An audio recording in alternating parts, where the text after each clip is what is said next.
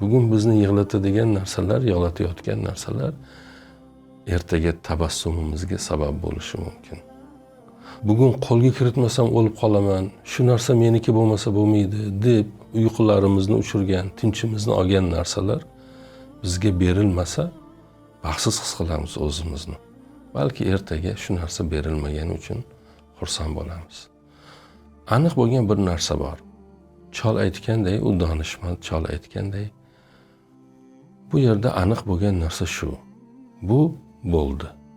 Nega bo'ldi? U ma'lum emas. Meni hayotimda bu bo'ldi. Bir inson olarak bu meni ranjitishi mumkin, menga yoqmasligi mumkin boshqa, ammo hukm chiqarishga nima qilmasligim kerak? Shoshilmasligim kerak ki, balki u meni xayrimga, menga yaxshilik bo'lgandir men uchun. Bu narsalarga diqqat qiling. Yana bir bor oxirida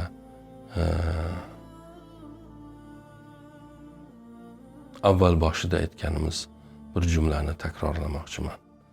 Bu fizika qonunlarini va boshqa har qanday qonunlarni yaratgan zot bu narsalarni o'zgartirishga ham qodirdir. Mana shunaqa. Sog' bo'ling. Assalomu alaykum.